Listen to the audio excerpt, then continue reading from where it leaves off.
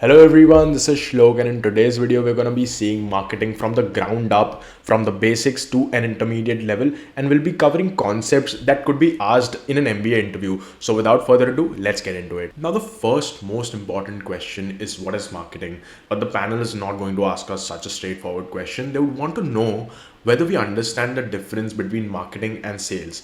And this is where my first topic comes in, which is whether we understand the difference between what is advertising, what is sales, and what is marketing. So let's understand with the help of an example over here. Let's say you've opened a coffee shop and now you want customers to pour in and you want to start selling your coffee. So what do? You call in a few food bloggers, you start running some Instagram ads, you give out some discount coupons, and it actually does create a buzz. People do show up, but the thing what happens after a couple of weeks is that the buzz has sort of faded and you aren't able to create those initial buzz, those initial customers into loyal paying customers, long-term customers. So what really went wrong here? You soon realize that what you needed was marketing, but not in the sense that what you first thought.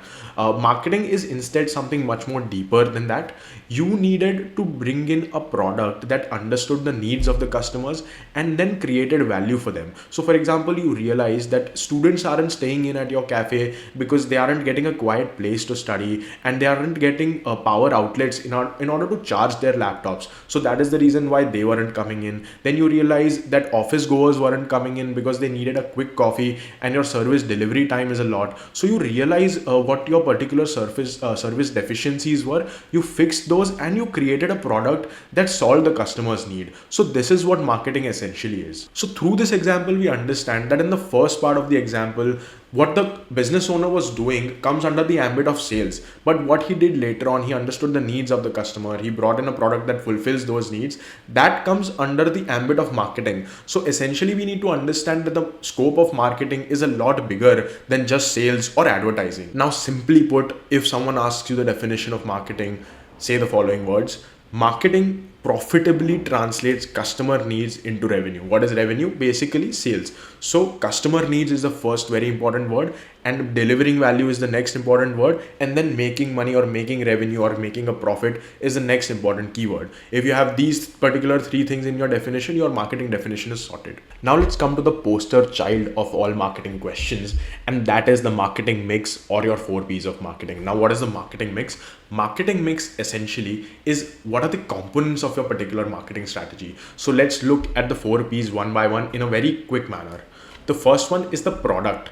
What is the product that you're going to sell? That's what the product mix is about. Then you have the price. For example, at what price are you going to sell your product? That is the price mix. Then comes the promotion mix, which is how is the customer going to get to know about your particular product? And the place mix, which is where is it that the customer is going to find your product? So that is a very quick understanding of the 4 P's. Now let's dive into them one by one. Now first, the product mix, I think the most crucial one of the 4. What this means is, what is it that you're going to be offering to the market?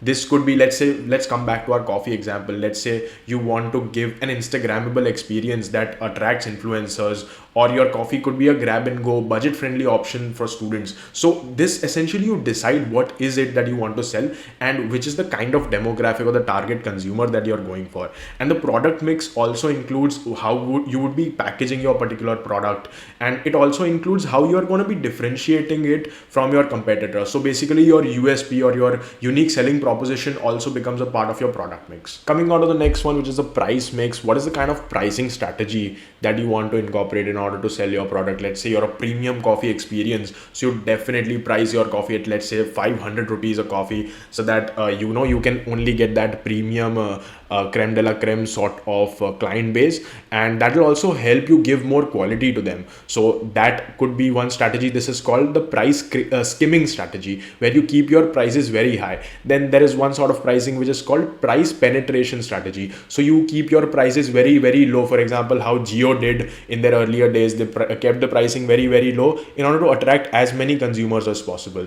So that's a little brief about the price mix. Now let's come on to the most visible part of marketing, which is promotion. Now this is the part that everyone associates marketing with, but as we just saw, marketing is a lot more than just promotion. So let's Just come back to the coffee example for a bit. Let's say you're a student friendly cafe, then you might focus on Instagram reels or student ambassadors or referral programs and so on. Or let's say if you're a premium coffee brand, you might focus on some mainstream influencers. You might be looking at premium packaging for your promotion. So that is a little bit about the promotion mix. Coming on to the place mix, this is where you have to decide how you're going to be reaching your final consumers. So let's say you're a coffee brand, are you going to be delivering online? And if you are going to be delivering online, whether you're going to be there on Zomato, Swiggy, or whether you are going to have your very own app from where you'll be delivering, that is one example of place mix. And if you're not going to be online at all, if you're only going to be serving coffee at your high-end retail locations, that could be one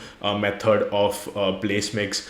In addition to that, let's say you're a manufacturer of a ready-made food package. Do you want to directly reach your consumers through direct retail stores, or do you want retailers and wholesalers in the middle? That is yet another example of the place mix. Now, a lot of us have heard of 3 additional P's, making 7 P's of marketing. So those are 3 additional P's are, they are sort of secondary. They are not mostly ours, and even if they are, I'll be covering them down below in the pinned comment section. So stay tuned for that. With that said, let's get on to the next part of the video. One terminology I want you guys to be aware of is push marketing versus pull marketing. Push marketing, now that we've understood what the difference between marketing and sales is, it is fairly easy to understand. Push marketing means pushing your product to a specific audience. You try that by giving one-on-one discounts, or maybe 50% off, maybe discount coupons or something like that.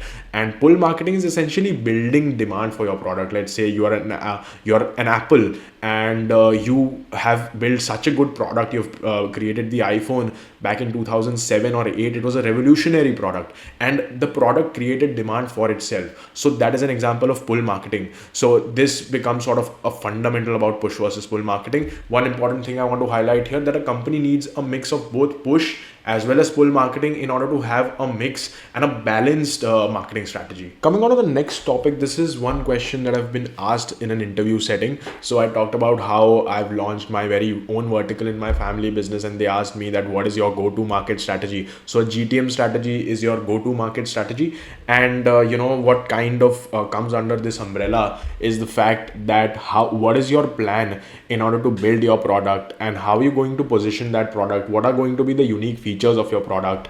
Then you also have to talk about how are you going to identify the right market strategy. That is, how are you going to enter the market and sort of create a disruption, if you will. And finally, what is your customer acquisition plan? For example, how are you going to get your first 100 or 1000 customers, and how are you going to create them, convert them into loyal paying customers and create a steady sort of revenue. So that is your go-to market strategy. And you won't be asked what is your go-to market strategy. You would be asked what your GTM strategy is. So you need to understand what GTM means, because back then I did not know what GTM meant. So I had to ask the panel, okay, what does GTM even mean? But that is something that is going to disappoint them or upset them. So it's better if you already know what GTM means, that is a go-to market strategy, so you can very well handle this particular question. So in the next section of this video, let's compare product life cycles with human life cycles, how humans have a growth phase, then they have a maturity phase, and then they have a decline phase.